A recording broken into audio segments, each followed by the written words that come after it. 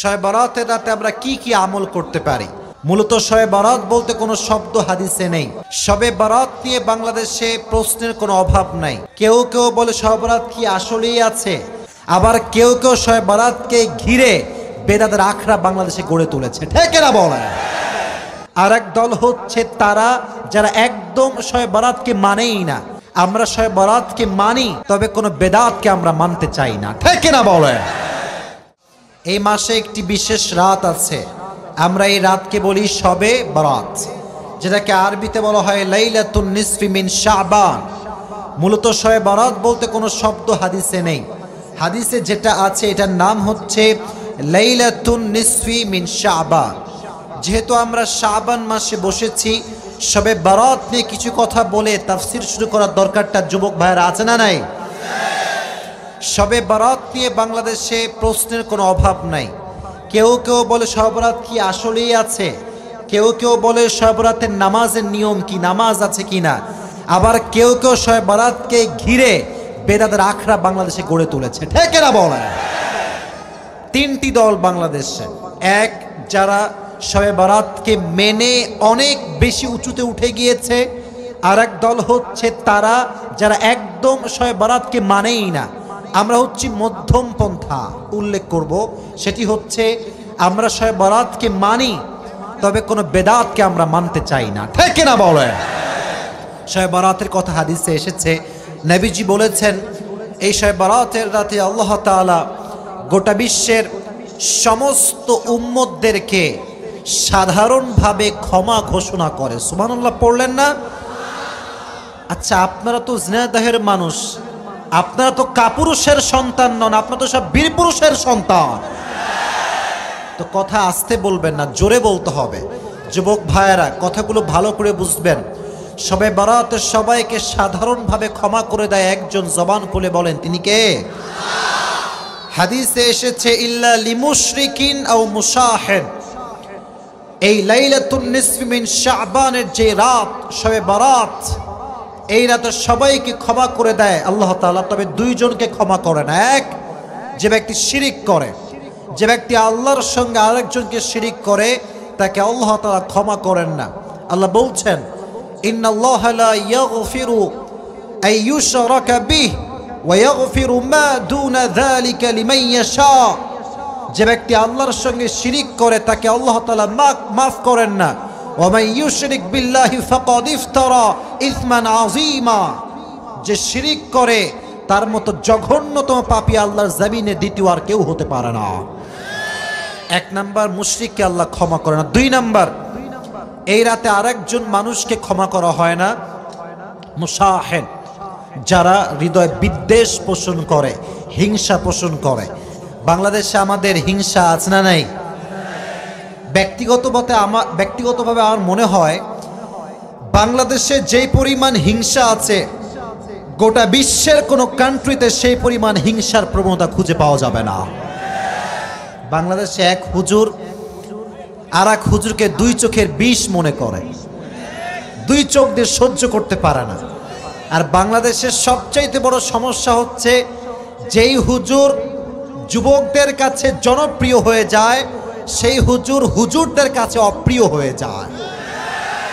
কথার লাইন ঘাট কি বোঝা যায়? যায় যায় যায়। হিংসা বিদ্বেষ রাখা যাবে না।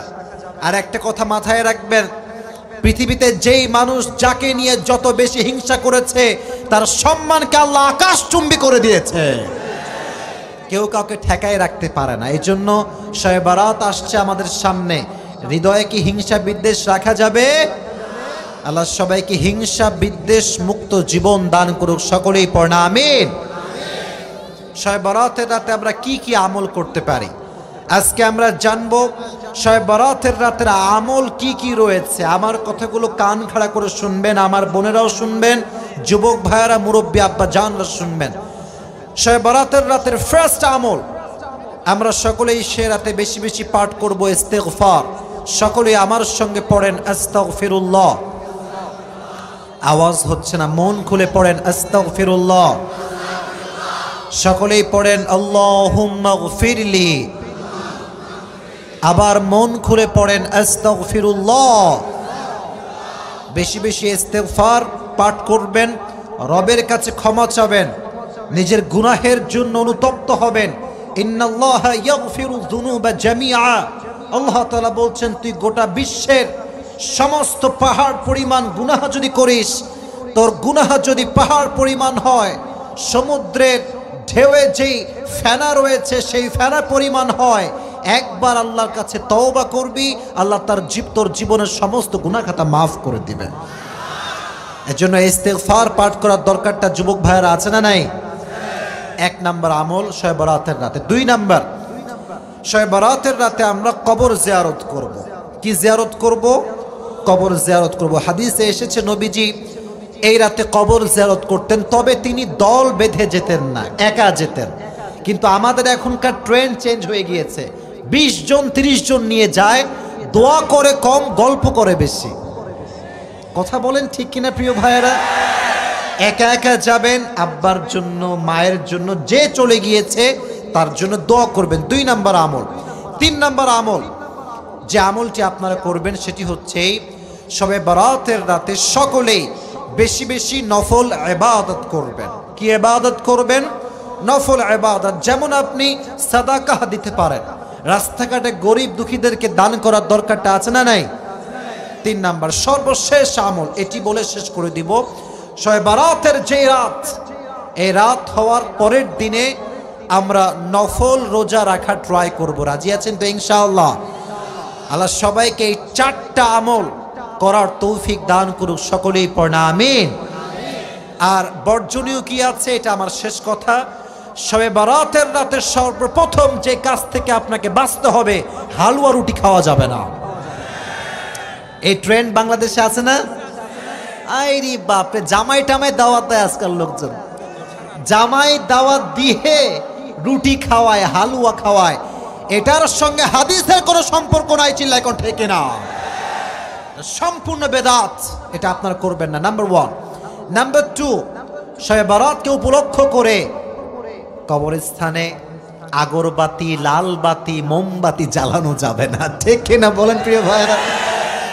আমি আমার বাসার পাশে দেখি কবরস্থানে বাপরে বাপ, লাইট টাইট দিয়ে আগরবাতি, মোমবাতি, কি যে ডিম লাইট জ্বালায়, মনে হয় বিয়ের সময় হয়ে গিয়েছে।